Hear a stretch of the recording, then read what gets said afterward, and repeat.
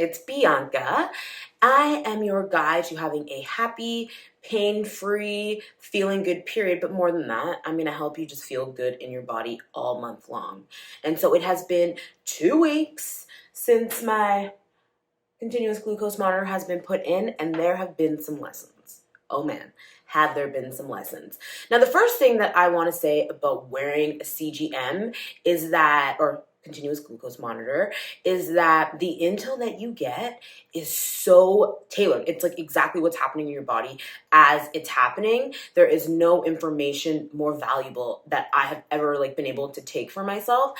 And so if you're curious about what's going on with your blood sugar, if you get blood sugar, experiences, whether it's high spikes or low glucose events, is what that's called in the app, then getting a CGM for even 2 weeks, because these last for 2 weeks, getting one for 2 weeks and just seeing what happens with your blood sugar as you live your life, which is what I was kind of doing the first week, has really changed up the game, and it will change up your game as far as blood sugar is concerned. And another thing before I get into some of the intel that I got over the last 2 weeks is that blood sugar and resolving your blood sugar will have an impact on your period this cycle. Cycle syncing, and I love cycle syncing, and I'm so into cycle syncing, is something that is a cumulative benefit. So you eat the foods of each phase, and over, 1 or 2 or 3 cycles, you come a really far distance. But it takes some weeks to get into the swing of things, especially if your body is inflamed and has been dealing with a lot of negative period symptoms. But when you work on your blood sugar, I'm talking benefits that happen tomorrow, benefits that happen next week. You will start to feel it in your cycle this month, because our blood sugar is impacted every time we put something in our mouths to eat or drink. And think of how you can be influencing positively your period when you are watching your blood sugar at every meal. So let's get into some of the intel that I got. So the first thing that, I think I knew, but now I know for real, is that balanced meals matter.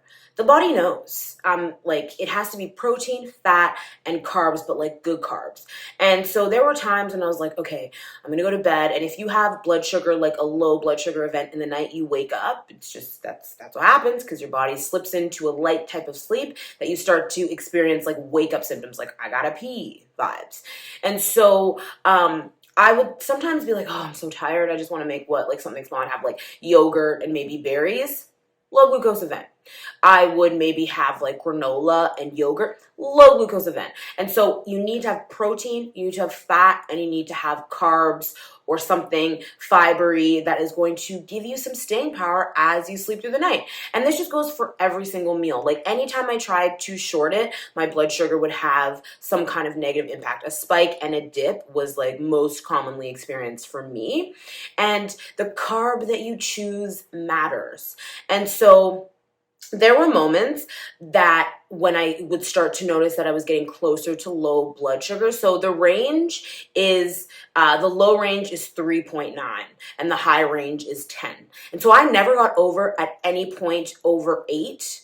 And when I did over 8, it's because I had a chocolate shake and I had nothing before. But I went to 8, but then I plummeted to 3.7, I think, that time. So, but the high range is 10 and the low range is 3.9. But I noticed that when I would start to feel weird and squirrely and I would check my blood sugar, I would do a tap on the CGM, I would notice that I was getting a low blood sugar event. And that was when I wanted to reach for the bad carbs. That's when I wanted a cookie. That's when I wanted, a coffee with cream in it. That's when I wanted a bagel or a croissant or something sweet, chocolate, because that's what happens. That's where the craving spiral happens, as you start to reach for it. But something that I also learned is that there is a number that when my body hits that number of the blood glucose level, that I start to get those symptoms of hunger and craving. So I don't need to hit 3.9 in order to get to a point where I'm ooh, I'm hungry, I'm starting to get tired, I'm don't have any gas in the tank. And so for me, that number is about 4.5, 4.4. That's when I start to feel it, even though the low end is 3.9. But it will start to give you a low glucose warning at 4.2 for me anyway. And so the lower that I got, the more simple I wanted the carbs to be. But if I stayed in range and like in a good range, like above 4.4, I noticed I was a-okay. And so that was like something that I found like just very interesting, something that I knew, of course, because we know that simple carbs aren't the best for us, but seeing how I am and what I crave when I get to certain points in my blood sugar was just very interesting for me. So the blood sugar balance cooking class is something that I'm running because I want you to understand all of the things that I learned having a CGM, but also all of the ways that I have learned to deliciously balance my blood sugar, but all of the hacks that have helped me be able to enjoy the things that I like want to enjoy and eat the things that I want to eat without spiraling into a blood glucose event. I don't drink coffee because it hurts my stomach, but I used to stay away from coffee for blood sugar as well. But I have figured out ways to drink coffee. I actually had a coffee this morning that don't spike blood sugar, because that's what coffee can do to you if you consume it incorrectly. And so the blood sugar balance cooking class, you can get the link in the comments and you can come and join. It's going to be such a rich evening, and you are going to leave feeling empowered to have not only a happy period, just feeling good in your body. So click the link below and get all the information, because I would love to teach you.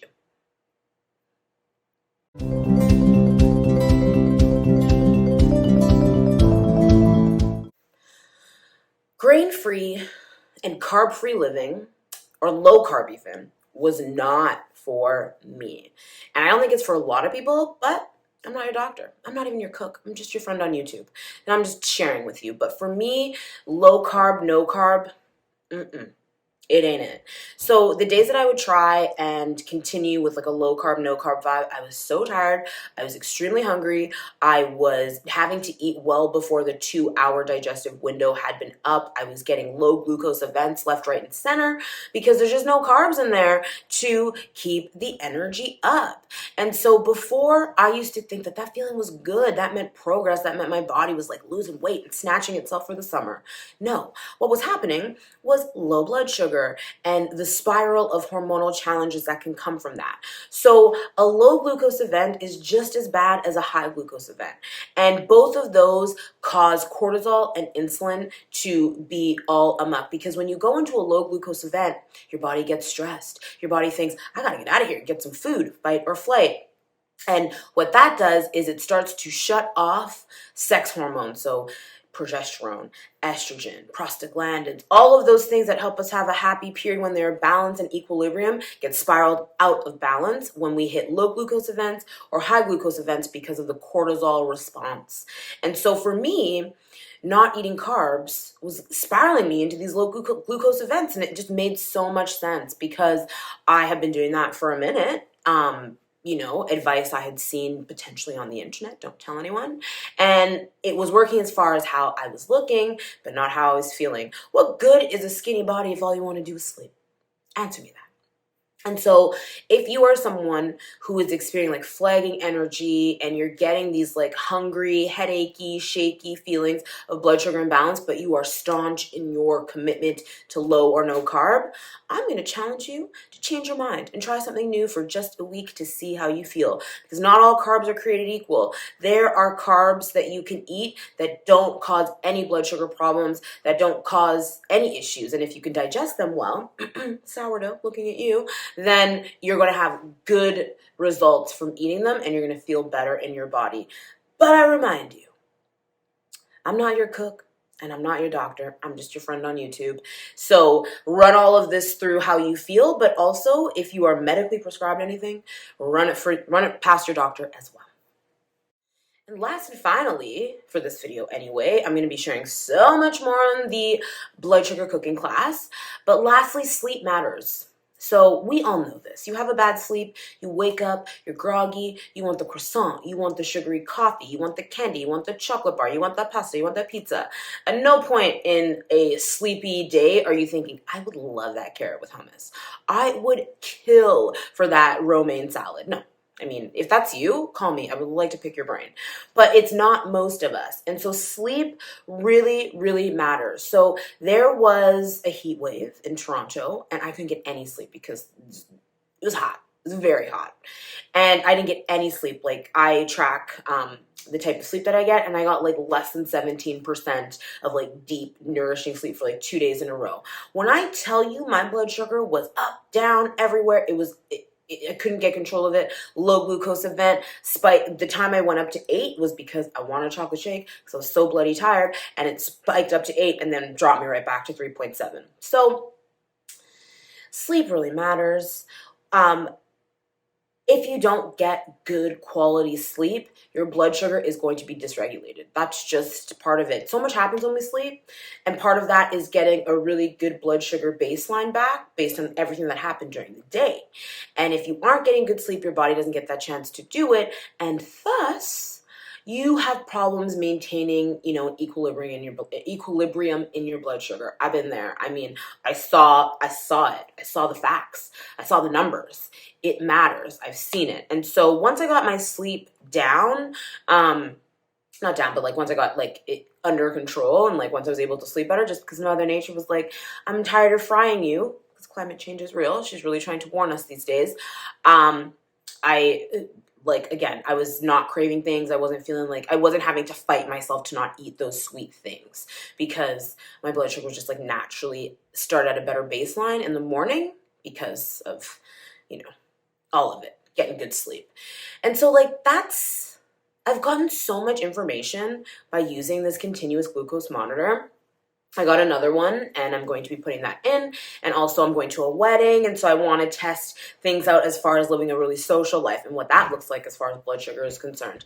But when I say that eating for blood sugar balance and combining it with cycle syncing has been like pure magique, it's pure magique, because once you understand the mechanics of eating and how to eat for blood sugar homeostasis, then you plug in cycle syncing and what to eat into the how to eat, and that's where the magic has happened for me, and I hope the magic happens for you. So check out the blood sugar balance cooking class. It's going to be great. I can't wait to share everything, including recipes, hacks, you name it. It's going to be such a vibe. So I hope to see you there.